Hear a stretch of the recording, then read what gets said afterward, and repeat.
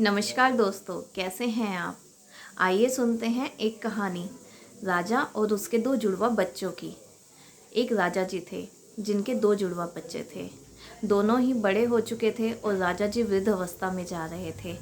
अब राजा जी चाहते थे कि वह अपना राजपाट अपने बच्चों को सौंप दें, परंतु किसको सौंपा जाए यह एक चुनौती थी उनके सामने, क्योंकि उनके लिए दोनों ही पुत्र जो थे एक समान थे और एक समान ही बुद्धिमान थे।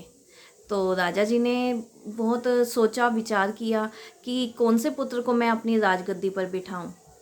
राजा जी इसी कश्मकश में थे, तभी उनके मंत्री जी ने उन्हें सलाह दी कि दोनों पुत्रों के बीच में एक प्रतियोगिता करवा लीजिए, जिससे कि आपको पता लग जाएगा कि कौन इस राजपाट को आगे संभाल सकता है।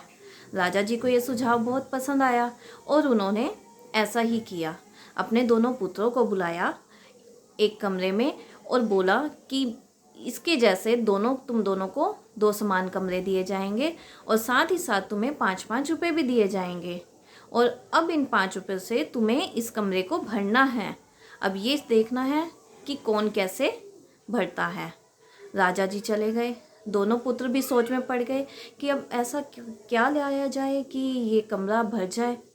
तो एक पुत्र ने विचार किया कि चलो कचरा ही उठा लाते हैं, फ्री में मिल जाएगा और कमरा भी भर जाएगा।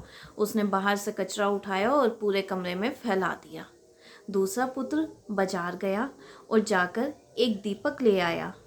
उसने जैसे ही उस कमरे में दीपक को जलाया तो पूरा कमरा दीपक की रोशनी से जगमगा उठा। इस तरह दोनों ने अपने कमरों को भर दिया। तो अब आप लोग समझ ही गए होंगे कि राजपाट किसे दिया होगा राजा जी ने। जी हाँ दोस्तों, अपने मन में पॉजिटिविटी रखिए, पॉजिटिविटी का प्रकाश रखिए। सकारात्मक सोच ही हमें आगे सही राह पर ले जाती है। धन्यवाद।